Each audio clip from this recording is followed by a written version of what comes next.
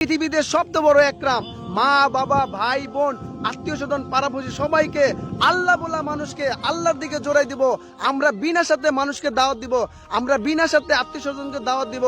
আপনার আমার জিম্মাদারি, আমরা নিজের খেয়ে নিজের পয়রা মানুষকে দাওয়াত দিব। বা সে হেদায়েত পায় না, আত্মীয় স্বজন নামাজ পড়ে না, এর জন্য আল্লাহর কাঠ করে সে খারাইবে। আপনাকে আমাকে ওই সময় আটকেতে পারবে, কারণ আমরা কালেমার দাওয়াত তাদের দিছি, তাদের বুঝাইছি, সে বুঝে নাই, তার ব্যর্থতা।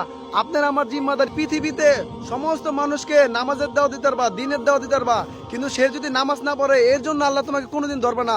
আল্লাহ তোমাকে আমাকে ধরবে এর জন্য তুমি দিনের দাওয়াত সারা পৃথিবীর মানুষ কিছু দিছো কিনা। আপনার আমার জিম্মাদারি আমাদের মা বোন ভাই সবাইকে নামাজের দাওয়াত দিব, দিনের দাওয়াত দিব।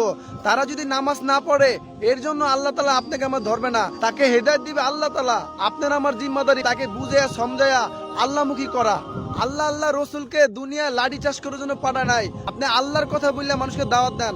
আল্লাহ রসুলের আখলাক চরিত্র দিকে মানুষ মুসলমান হয়েছে। আল্লাহ রসুল কোনোদিন মানুষকে জোর করে ইসলামের দাওয়াত দেয় নাই। আল্লাহ নবী কালেমার দাওয়াত বিনা স্বার্থে দিছে। আমরা আল্লাহর বান্দা নবীর উম্মত, আমরাও কালেমার দাওয়াত দিব বিনা স্বার্থে বিনা পারিশ্রমে।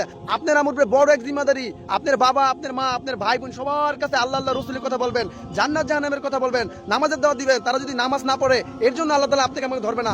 আল্লাহ তাআলা আপনাকে আমাকে ওই সময় ধরবে যখন আমরা এই দিনের দাওয়াত না দিব, দিনের কথা তাদের সাথে না বলবেন, নিজের দিনের উপর আত্মীয় স্বজনকে দাওয়াত দিবেন ইনশাআল্লাহ।